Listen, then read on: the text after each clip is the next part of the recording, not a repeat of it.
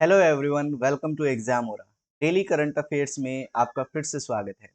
आज के सेशन में हम 14 जून की मोस्ट इंपॉर्टेंट न्यूज़ को डिस्कस करने वाले हैं, लेकिन उससे पहले हम डिस्कस करेंगे अपने कुछ इंपॉर्टेंट एमसीक्यूज को। तो बढ़ते हैं अपने पहले एमसीक्यू की तरफ। पहला क्वेश्चन है, विच स्टेट हैज लॉन्च्ड यंत्र सेवा scheme and flagged of the distribution of tractors and combine harvester. देखिए, किस राज्य ने यंत्र सेवा योजना शुरू की है और ट्रैक्टर और कंबाइन हार्वेस्टर के वितरण को हरी झंडी दिखाई है? तो ये है अपना स्टेट आंध्र प्रदेश। आंध्र प्रदेश ने जो ट्रैक्टर और कंबाइन हार्वेस्टर हैं उनके डिस्ट्रीब्यूशन के लिए एक योजना शुरू की है जिसका नाम है YSR यंत्र सेवा स्कीम। ठीक है, ये आपको ध्यान रखना है। उसके बाद, name the union minister who has unveiled India's largest educational metaverse, जिसका नाम है Polyversity and academic blockchain consortium Bharat blockchain network PBN। देखिए, आपको बताना है कि हमारे जो यूनियन मिनिस्टर हैं, एजुकेशन मिनिस्टर हैं, इन्होंने अभी क्या किया है, हाल फिलहाल में इंडिया का सबसे बड़ा एजुकेशनल मेटावर्स जिसका नाम है पॉलीवर्सिटी और एक एकेडमिक ब्लॉकचेन कंजोर्टियम ओपन किया है जिसका नाम है भारत ब्लॉकचेन नेटवर्क। तो आपको बताना है कि ये यूनियन मिनिस्टर कौन है। तो ये हैं अपने धर्मेंद्र प्रधान, हमारे एजुकेशन मिनिस्टर भी हैं धर्मेंद्र प्रधान। तो आपको ध्यान रखना है, धर्मेंद्र प्रधान ने ही हाल ही में पॉलीवर्सिटी को अनवील किया है। उसके बाद, इंडिया रैंक्ड व्हाट, ये आपको बताना है। ठीक है, on which position among the top recipient of FDI in the last calendar year 2021 according to UNCTAD world investment report. UNCTAD की वर्ल्ड इन्वेस्टमेंट रिपोर्ट के अकॉर्डिंग भारत ने कौन सी पोजीशन हासिल की है? ठीक है, FDI के रिगार्डिंग यानी फॉरेन डायरेक्ट इन्वेस्टमेंट के रिगार्डिंग अंकटाड की वर्ल्ड इन्वेस्टमेंट रिपोर्ट में भारत ने कौन सी पोजीशन हासिल की है? तो ये है अपनी 7th पोजीशन। यानी जो भारत में FDI है यानी फॉरेन डायरेक्ट इन्वेस्टमेंट है, उसको उसकी रैंक देखी जाए तो भारत 7वें नंबर पर आता है। ठीक है, तो यहाँ पर जो करेक्ट ऑप्शन है वो है ऑप्शन नंबर बी, यानी 7th पोजीशन पर भारत रहा है। उसके बाद, Reserve Bank has cancelled the licence of which state's Mudhol cooperative bank limited, thus restricting it from repayment of deposits and acceptance of fresh fund। देखिए, हाल ही में जो आरबीआई है, आरबीआई ने एक बैंक का लाइसेंस कैंसिल कर दिया है। उस बैंक का नाम है मुधोल कोऑपरेटिव बैंक लिमिटेड। ठीक है, और ये बैंक कर्नाटका का एक बैंक है, ये बागलकोट कर्नाटका का एक बैंक है। ठीक है, तो आपको बताना था कि किस स्टेट का बैंक है, तो यहाँ पर जो करेक्ट ऑप्शन रहेगा वो रहेगा ऑप्शन नंबर सी, और यहाँ पर कर्नाटका यहाँ पर राइट ऑप्शन है। ठीक है, कर्नाटका के बागलकोट का एक बैंक है जिसका नाम है मुधोल कोऑपरेटिव बैंक। इसका हाल ही में आरबीआई ने लाइसेंस कैंसिल कर दिया है। उसके बाद, who has been appointed as ombudsman under Mahatma Gandhi National Rural Employment Guarantee Scheme MG NREGA. देखिए, जो MG नरेगा स्कीम है, कहीं ना कहीं ये आपको राइट टू वर्क प्रोवाइड कराती है। ठीक है, तो इसके ओम्बड्समैन के रूप में किन्हें चुना गया है? तो ये जो हैं, ये इनका नाम है NJ ओझा। तो यहाँ पर जो करेक्ट ऑप्शन है वो है ऑप्शन नंबर डी, NJ ओझा को मनरेगा, जिसको बोलते हैं MG नरेगा, ठीक है, MG नरेगा के ओम्बड्समैन के रूप में चुना गया है। उसके बाद, which district has topped second edition of awards for excellence in district skill development planning? यानी डिस्ट्रिक्ट स्किल डेवलपमेंट प्लानिंग के सेकंड एडिशन हैं, जो अवार्ड ऑफ एक्सीलेंस के सेकंड एडिशन है, उसमें किस डिस्ट्रिक्ट ने टॉप किया है? तो ये है अपने राजकोट गुजरात। राजकोट गुजरात ने डिस्ट्रिक्ट की लिस्ट में टॉप किया है। ठीक है, उसके बाद, which of the following day mark the world day against child labour? ठीक है, निम्नलिखित में से कौन सा दिवस मार्क करता है world day against child labour? तो ये है अपना 12 जून। तो यहाँ पर जो करेक्ट ऑप्शन है वो है ऑप्शन नंबर बी, 12 जून को मनाया जाता है world day against child labour.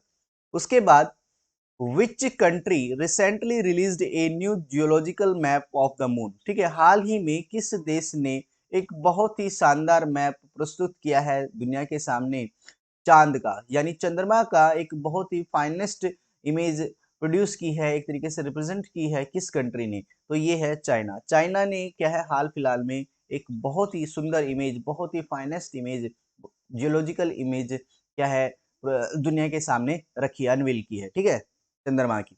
उसके बाद who has launched the country's first home ground कोविड-19 वैक्सीन एनोकोवैक्स फॉर एनिमल।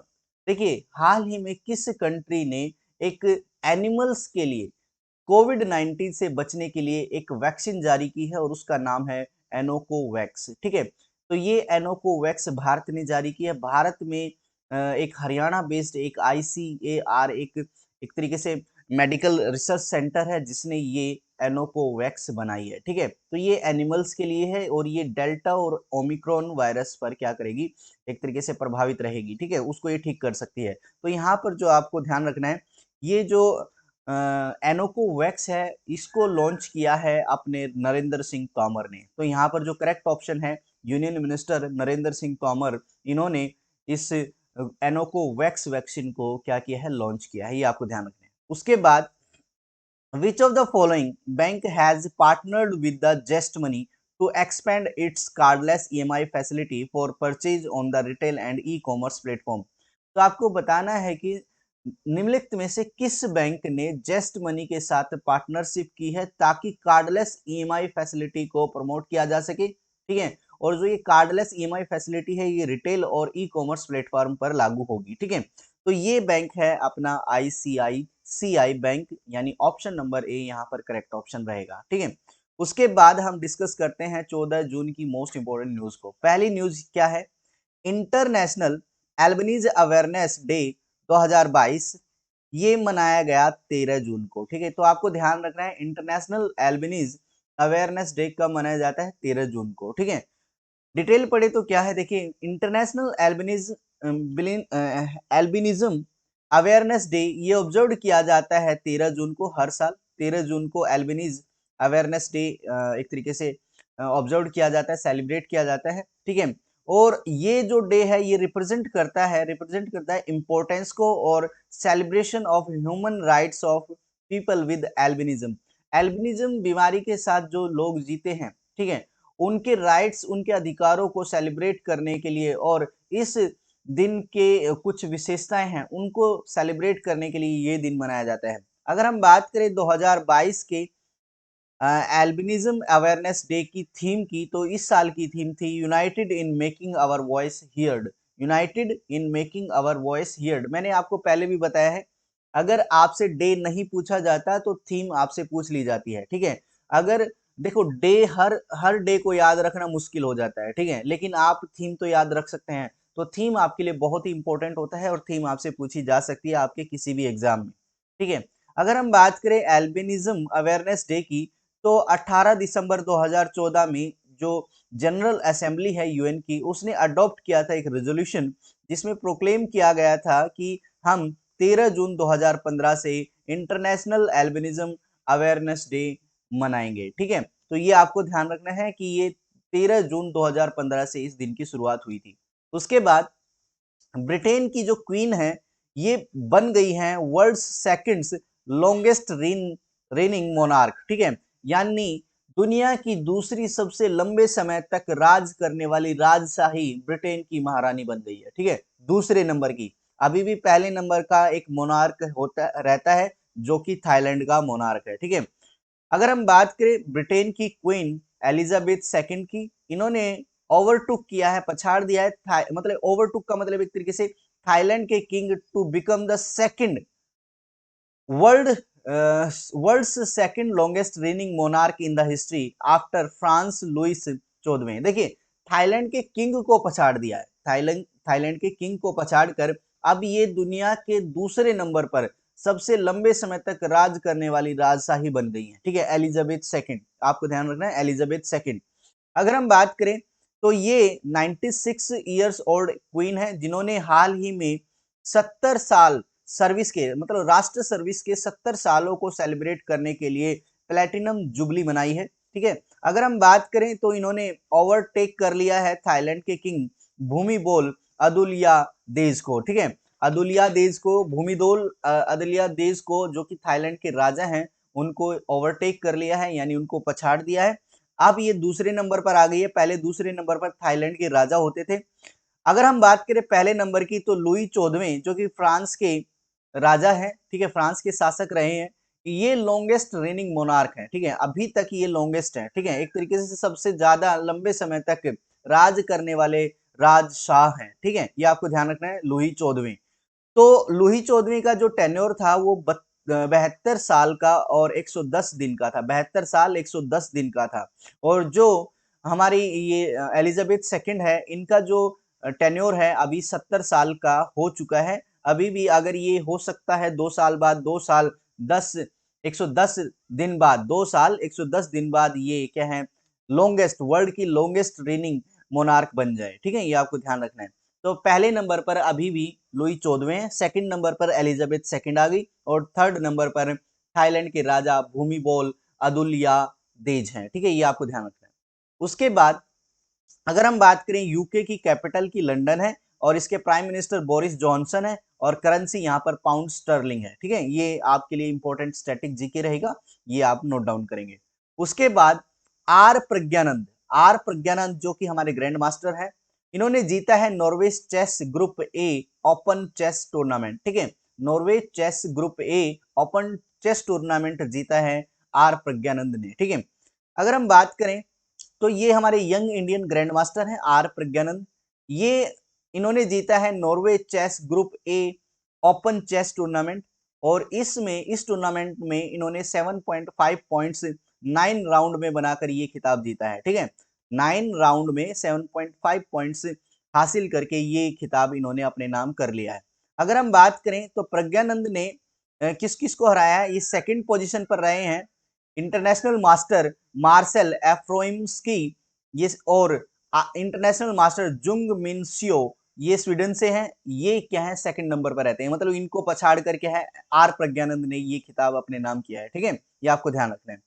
उसके बाद आरबीएल बैंक ने क्या है, आर सुब्रमण्यम मनिये मन्यम कुमार, ठीक है, आर मनिया कुमार ऐसे है, appointed as MD and CEO of RBL bank, ठीक है, इनके बारे में बात करते हैं। देखिए, रिजर्व बैंक ऑफ इंडिया ने अपॉइंट किया है आर सुब्रमण्या कुमार को as a MD and CEO of RBL bank, ठीक है।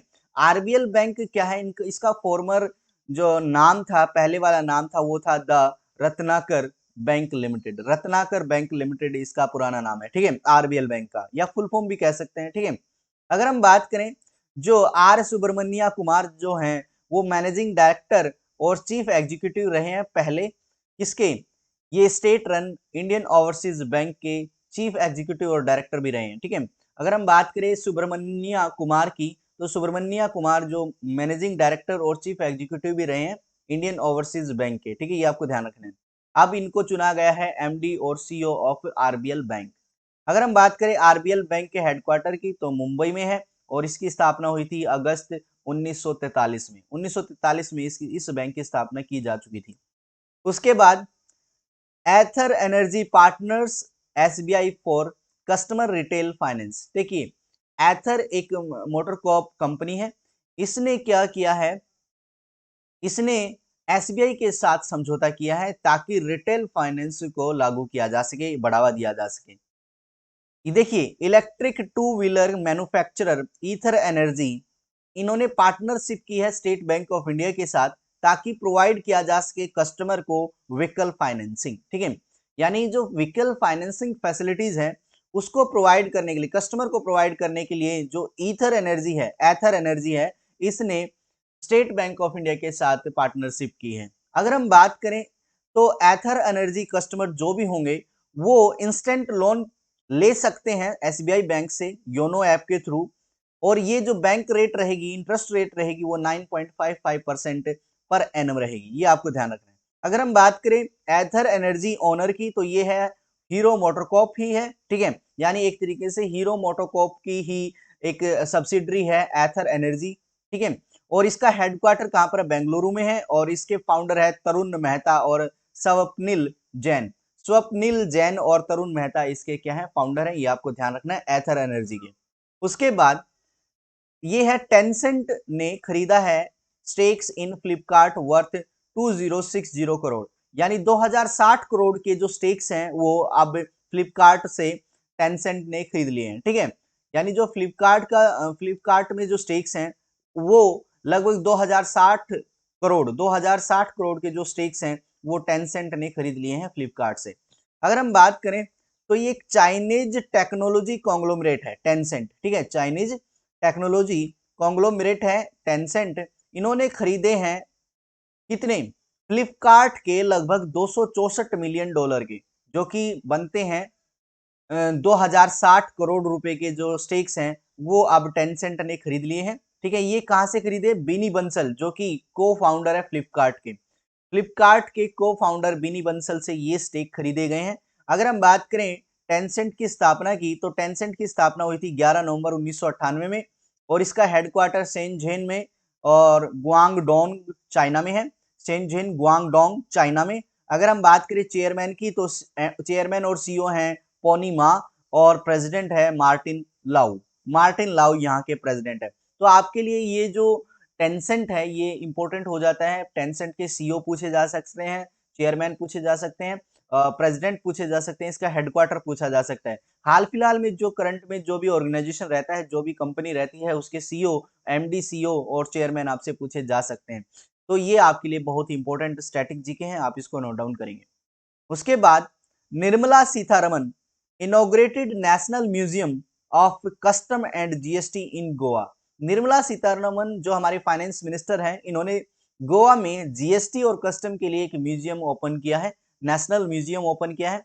इनके बारे में डिटेल पढ़े तो क्या है, हमारे union finance minister Nirmala Sitharaman है, इन्होंने इनॉग्रेट किया है एक national museum of custom and GST, जिसका नाम रहेगा धरोहर, ठीक है। एक म्यूजियम इन्होंने इनॉग्रेट किया है जो कि कस्टम और जीएसटी के लिए रहेगा और इसका नाम रहेगा धरोहर। ये गोवा में इन्होंने क्या है, इनॉग्रेट किया है, ठीक है।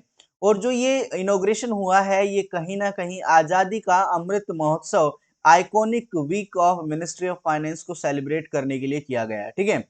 यानी आजादी का अमृत महोत्सव आइकॉनिक वीक ये मनाया जाता है 6 से 12 जून को, ठीक है। 6 से 12 जून के बीच का जो वीक है वो मनाया गया है अमृत महोत्सव, आजादी का अमृत महोत्सव आइकॉनिक वीक के रूप में, ठीक है। ये आपको ध्यान रखना है 6 से 12, ये क्वेश्चन आपसे पूछा जा सकता है। और इसी हफ्ते धरोहर नाम का एक जीएसटी और कस्टम म्यूजियम गोवा में ओपन किया गया है निर्मला सीतारमन के द्वारा, ठीक है। अगर हम बात करें गोवा की कैपिटल की, तो ये है पणजी और सीएम यहाँ के प्रमोद सावंत है, गवर्नर यहाँ पर एस श्रीधरन पिल्लई हैं, ठीक है। आगे बढ़ते हैं। United nation general assembly adopted resolution on मल्टीलिंग्विज्म mention Hindi language for the first time. देखिए क्या है, यूएनजीए ने बहुभाषावाद पर प्रस्ताव अपनाया है, बहुभाषावाद पर प्रस्ताव अपनाया है और पहली बार हिंदी भाषा का उल्लेख किया है, ठीक है।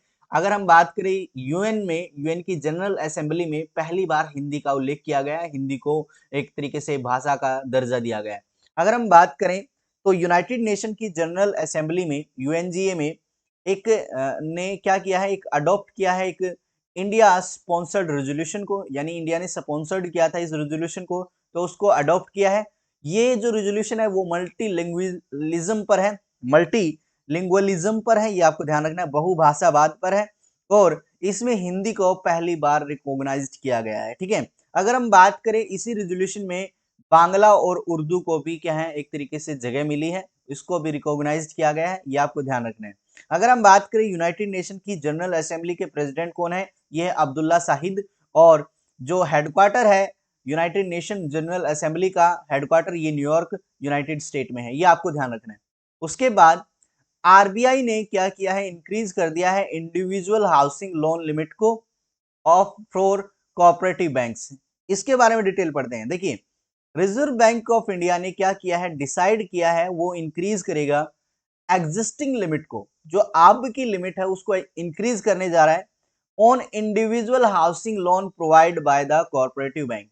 जो कोऑपरेटिव बैंक जो इंडिविजुअल को एक हाउसिंग लोन प्रोवाइड करता है उसकी लिमिट को अब आरबीआई इंक्रीज करने वाला है। ठीक है, अगर हम बात करें तो पहले क्या होता था, the limit for tier 1 and tier 2 urban cooperative banks stood revised from, पहले क्या था 30 लाख और 70 लाख थी। ठीक है, अब इसको 30 से कहां पर कर दिया गया, 60 लाख कर दिया, और 70 को क्या कर दिया है, 140 लाख तक कर दिया गया है। यानी हाउसिंग लोन को एक लिमिट जो थी वो 30 लाख से 70 लाख तक की थी, अब 60 से 140 लाख तक हो जाएगी। ठीक है, अगर हम बात करें तो लगभग 20 से 50 लाख का इंक्रीमेंट आरबीआई ने किया है ये कॉर्पोरेटिव बैंक्स को। ठीक है, कॉर्पोरेटिव बैंक्स के जो हाउसिंग लोन है उनमें इजाफा किया है, इंक्रीमेंट किया है, यानी 20 से 50 लाख तक का यहाँ पर इंक्रीमेंट रहेगा। और ये उन बैंक के लिए रहेगा 20 से 50 लाख जिसका असेट 100 करोड़ है, जिसका असेट कितना है, 100 करोड़ का है। और 30 से 75 लाख का इंक्रीमेंट उन बैंक्स के लिए रहेगा, उन कोऑपरेटिव बैंक्स के लिए रहेगा जिनका असेट 100 करोड़ से ज्यादा है। ठीक है, 100 करोड़ से ज्यादा के लिए 30 से 75 लाख, और 100 करोड़ से कम असेट वाले कॉर्पोरेटिव बैंक के लिए जो इंक्रीमेंट रहेगा वो 20 से 50 लाख तक का रहेगा, ये आपको ध्यान रखना है। अगर हम बात करें महाराष्ट्र गवर्नर एंड महाराष्ट्र के गवर्नर ने प्रेजेंट किया है honorary doctorate to industrialist Ratan Tata. जो रतन टाटा है उनको दी गई है उपाधि डॉक्टरेट की, किसके द्वारा, महाराष्ट्र गवर्नर के द्वारा। ठीक है, अगर हम बात करें तो इंडस्ट्रियलिस्ट और philanthropist Ratan Tata was presented with honorary doctor of literature. ठीक है, ऑनरेरी डॉक्टर ऑफ लिटरेचर को एक तरीके से दिया गया है रतन टाटा को, किसके द्वारा, ये दिया गया है महाराष्ट्र के गवर्नर जिनका नाम है भगत सिंह कोश्यारी, और ये एट राजभवन मुंबई में। ठीक है, मुंबई के राजभवन में जो ऑनरेरी डॉक्टरेट है ऑफ लिटरेचर है, साहित्य के लिटरेचर, ये साहित्य के डॉक्टरेट की उपाधि किसको दी गई है, रतन टाटा को दी गई है, किसके द्वारा, भगत सिंह कोश्यारी के द्वारा। ठीक है, अगर हम बात करें ये जो honorary doctorate was presented to mister Ratan Tata at the first special convocation of HSNC university. HSNC university जो कि मुंबई महाराष्ट्र की यूनिवर्सिटी है, इस यूनिवर्सिटी के पहले स्पेशल कन्वोकेशन डे पर ये जो उपाधि रतन टाटा को दी गई है। ठीक है, अगर हम बात करें महाराष्ट्र की कैपिटल की तो मुंबई है, गवर्नर भगत सिंह कोश्यारी हैं, और चीफ मिनिस्टर उद्धव ठाकरे हैं। ठीक है, तो आपके लिए बहुत ही इंपॉर्टेंट न्यूज है ये, और आपसे पूछा जा सकता है कि हाल ही में रतन टाटा को किस यूनिवर्सिटी के कॉन्वोकेशन डे पर किस व्यक्ति ने क्या है, ऑनरेरी डॉक्टरेट ऑफ लिटरेचर की उपाधि रतन टाटा को दी है। ठीक है, ये आपके लिए इंपॉर्टेंट हो जाता है। उसके बाद 12th WTO ministerial conference opened at Geneva Switzerland. हाल ही में जो WTO वर्ल्ड ट्रेड ऑर्गेनाइजेशन की मिनिस्ट्रियल कॉन्फ्रेंस है उसका आयोजन हुआ है, और ये जो आयोजन हुआ है, जिस भी कॉन्फ्रेंस का आयोजन हुआ है, ये 12वां संस्करण था। ठीक है, WTO के मिनिस्ट्रियल कॉन्फ्रेंस का 12वां संस्करण था, और इसका आयोजन जेनेवा स्विट्जरलैंड में हुआ है। ठीक है, अगर हम बात करें तो वर्ल्ड ट्रेड ऑर्गेनाइजेशन के मिनिस्ट्रियल कॉन्फ्रेंस के 12वें संस्करण का ये ओपन हो चुका है। ठीक है, और इसका हेडक्वार्टर जेनेवा में है, यहाँ पर ही इस कॉन्फ्रेंस को रखा गया था।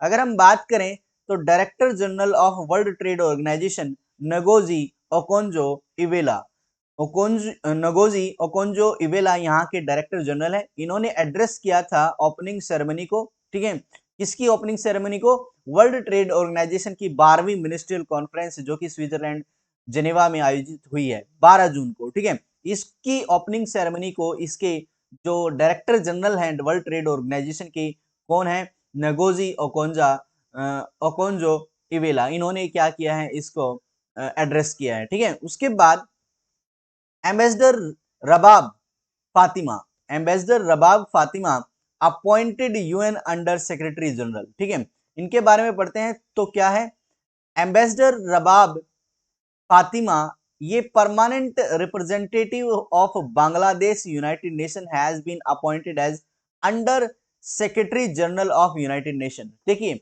रबाब फातिमा ये बंगाल के परमानेंट एक तरीके से रिप्रेजेंटेटिव हैं, बंगाल से परमानेंट रिप्रेजेंटेटिव है UN में, यूनाइटेड नेशन में। तो इनको अपॉइंट किया गया है as under secretary general of United Nation. ठीक है, ये आपको ध्यान रखना है कि इनको अपॉइंटमेंट किया गया है, इनका अपॉइंटमेंट हुआ है as the under general secretary, under secretary general of the United Nation. ठीक है, ये आपको ध्यान रखना है। किसको चुना गया है? रबाब फातिमा को। रबाब फातिमा बांग्लादेश की परमानेंट एक तरीके से रिप्रेजेंटेटिव है। ठीक है, ये आपको ध्यान रखना है। अगर हम बात करें एंटोनियो गुटेरस ने, जो कि हमारे यूएन के डायरेक्टर जनरल, सेक्रेटरी जनरल है, यूएन के सेक्रेटरी जनरल एंटोनियो गुटेरेस ने इस अपॉइंटमेंट को अनाउंस किया है। ठीक है, फातिमा की इस अपॉइंटमेंट को अनाउंसमेंट किया है।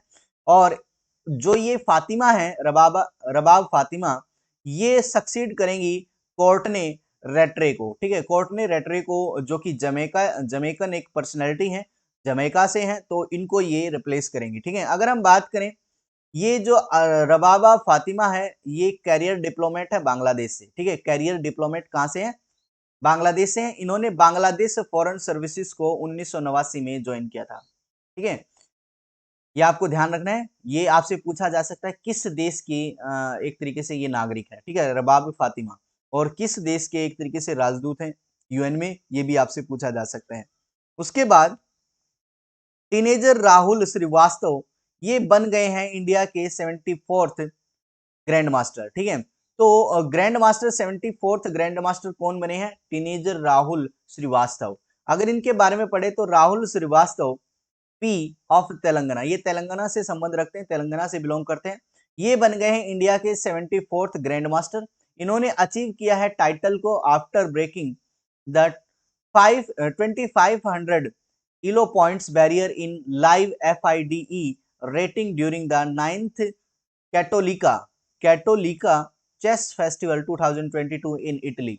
यानी इटली में आयोजित हो रहे कैटोलिका चेस फेस्टिवल में इन्होंने 2500 इलो पॉइंट्स के बैरियर को कंप्लीट करके ग्रैंड मास्टर की उपाधि, एक तरीके से ग्रैंड मास्टर का जो टाइटल है वो जीता है। ठीक है, तो आपके लिए एक ये न्यूज बहुत ही सिंपल है, आप इसको ध्यान दीजिए कि जो कैटोलिका चेस फेस्टिवल 2022 है, जो कि जिनका आयोजन इटली में हो रहा था, वहां पर 2500 इलो पॉइंट्स बैरियर को क्लियर करके, मतलब एक पास करके, जो ये हमारे राहुल श्रीवास्तव पी हैं, जो कि तेलंगाना से बिलोंग करते हैं, इन्होंने ग्रैंड मास्टर का टाइटल जीता है। अगर हम बात करें, Bharath Subramaniyam had become the country's 73rd grand master. ठीक है, अगर ये 74th है तो 73rd कौन से हैं? भारत सुब्रमण्यम। ठीक है, और हमारे जो लीजेंडरी विश्वनाथ आनंद है, ये भारत के पहले ग्रैंड मास्टर हैं। भारत के पहले ग्रैंड मास्टर कौन है? विश्वनाथ आनंद है। 74th अब बन गए हैं राहुल श्रीवास्तव पी, और जो हमारे 73rd हैं वो हैं भारत सुब्रमण्यम। ठीक है, तो आपके लिए बहुत ही इंपॉर्टेंट न्यूज है, इसमें ग्रैंड मास्टर्स के बारे में बात की गई है और आपसे ये क्वेश्चन पूछा जा सकता है। उसके बाद Kerala CM inaugurates cancer research centre in Kochi. देखिए, केरला के सीएम ने हाल ही में कोची में एक कैंसर रिसर्च सेंटर को इनोग्रेट किया है। इनके बारे में डिटेल पढ़ते हैं। देखिए, केरला चीफ मिनिस्टर पिनरई विजयन, इन्होंने इनोग्रेट किया है cancer diagnostic and research centre. कहां पर? ये कोची में किया है। ठीक है, ये आपको ध्यान रखना है। अगर हम बात करें, Karkinos health care and advance centre for cancer diagnostic and research will serve as a central lab for analysing specimen at molecular and genomic level. ठीक है, एक तरीके से मोलिकुलर लेवल पर और जीनोमिक लेवल पर रिसर्च स्टडी करने के लिए किर Karkinos Karkinos health care advance centre खोला गया है कोची में। किसके द्वारा? केरला के चीफ मिनिस्टर पिनरई विजयन के द्वारा। अगर हम बात करें केरला के गवर्नर की, तो ये है आरिफ मोहम्मद खान, और इसके कैपिटल तिरुवनंतपुरम है, और चीफ मिनिस्टर केरला के पिनरई विजयन है। उसके बाद हमारी न्यूज खत्म हो जाती है। ठीक है, आई होप सारी न्यूज आपको अच्छी लगी है। ठीक है, अगर ये सेशन आपको अच्छा लगता है तो इस चैनल को लाइक कीजिए, शेयर कीजिए और सब्सक्राइब कीजिए। Thank you very much.